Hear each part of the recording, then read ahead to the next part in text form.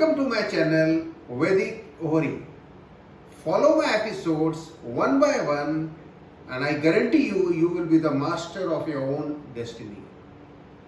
तो इसको आगे करने से पहले मैं I request all of you to subscribe my channel by pressing the bell icon. Thank you.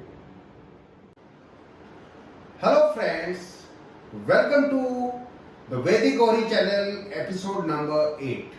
आज हम अपनी श्रृंखला को आगे बढ़ाते हुए हाउसेस के बारे में ही बात करेंगे और आज जो हाउसेस के बारे में हम बात करने जा रहे हैं वो बहुत ही इम्पोर्टेंट हाउसेस हैं।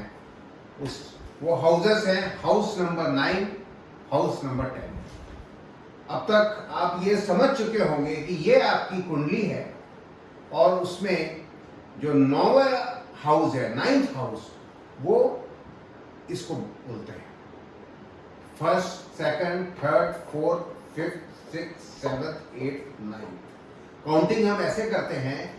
ये हाउसेस जैसे मैंने आपको पहले बताया ये फिक्स्ड होते हैं, राशि अलग होंगी, इसमें ग्रह अलग होंगे, मगर ये हाउसेस फिक्स होंगे। तो आज जो हम डिस्कस करने जा रहे हैं हाउस नंबर 9, ये पूरी कुंडली का बहुत ही महत्वपूर्ण हाउस है। जैसा कि मैंने आपको पहले बोला था, ये एक आपका त्रिकोण भी है, फर्स्ट, फिफ्थ एंड 9th, इसको हम त्रिकोण भी बोलते हैं। और ये आपकी कुंडली का बहुत ही महत्वपूर्ण हाउस है क्योंकि ये आपका भाग्य स्थान है, आपका भागेश। अगर आपका भाग्य को देखना है तो हम हाउस नंबर 9 से देखते हैं।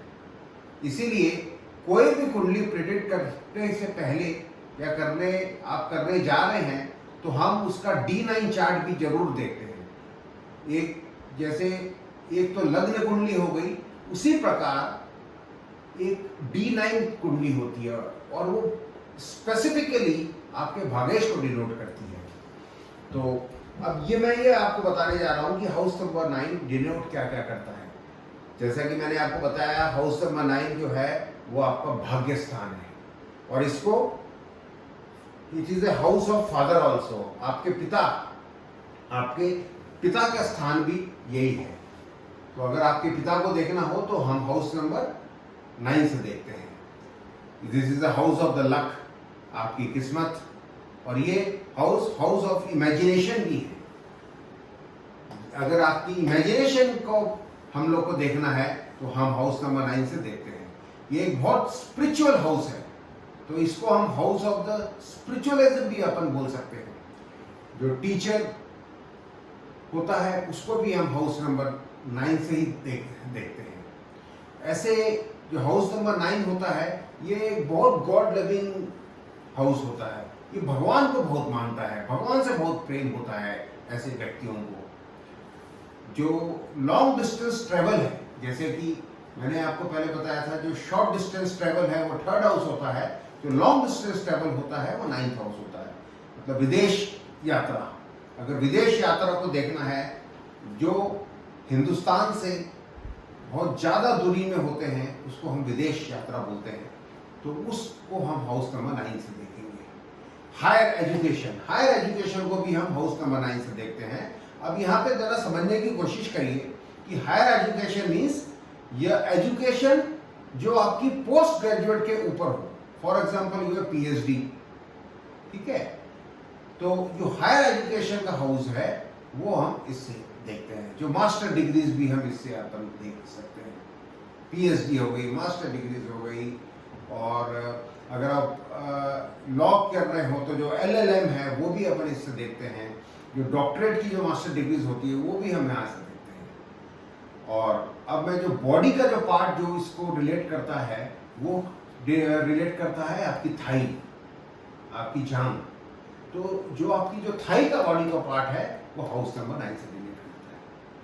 अब मैं हाउस नंबर 10 के ऊपर कुछ आगे बढ़ने जा रहा हूँ। तो ये जो हाउस नंबर 10 है, इसको हम अगर एक शब्द में बोला जाए तो इसको हम बोल सकते हैं ये आपका कर्म स्थान है। सबसे महत्वपूर्ण जो हाउस है ये इसलिए भी है क्योंकि यही हाउस डिनोट करता है आपके प्रोफेशन को, आपके ऑक्यूपेशन को। आपकी प्रोफेशन, आपका ऑक्यूपेशन जो है, आपकी डिग्निटी को भी यही हाउस डिनोट करता है। ये हाउस एक बिजनेस हाउस भी है, और यही हाउस जो होता है, आप जो पावर हम देखते हैं, this is the house of the power also. और दिस हाउस डिनोट्स गवर्नमेंट, सरकार। जो सरकार को डिनोट करता है वो हम हाउस नंबर 10 से देखते हैं। जो व्यक्ति गवर्नमेंट पोस्ट में होते हैं तो उसका ये हाउस का बलवान होना बहुत ही जरूरी है।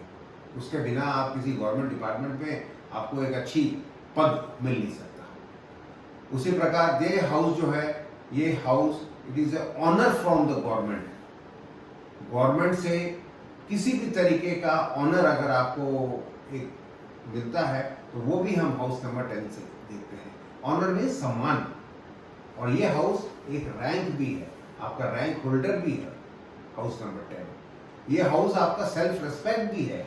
अगर आपको किसी का सेल्फ रेस्पेक्ट देखना है तो वो भी हम हाउस नंबर 10 से देखते हैं। जैसे कि मैंने आपको पहले बताया कि प्रोफेशन, ऑक्यूपेशन, आपका कैरियर, आपकी जिंदगी का जो कैरियर है वो भी हम हाउस नंबर 10 से देखते हैं। And this is the house of the adopted son also. अगर आपने जो सन एडॉप्ट किया हुआ है उसको हम यहाँ से देखते हैं। और अगर मैं कोई बॉडी के पार्ट की बात करूं तो जो आपकी घुटने हैं, जो आपकी नीज हैं, उसको हम हाउस नंबर 10 से देखते हैं। तो जैसा कि मैंने आपको बताया भाई और बहनों कि आज हम हाउस नंबर 9 और हाउस नंबर 10 के बारे में मैंने आपको विस्तार से जानकारी दी। और हम अगले एपिसोड में मैं जो हमारा जो फाइनल एपिसोड हाउस का होगा वो हाउस नंबर 11 और हाउस नंबर 12 का होगा। मैं समझता हूँ कि आपको मेरी जो क्लासेस है क्रम वाइज अगर आप सुन रहे होंगे, आप समझ रहे होंगे, तो आपको समझने में कोई दिक्कत नहीं आएगी। और अगर आपको दिक्कत आती है तो आप मेरे को कमेंट बॉक्स में मैसेज कर सकते हैं, तो मैं उसका निवारण करने की अपनी भरपूर कोशिश करूँगा। बहुत बहुत धन्यवाद।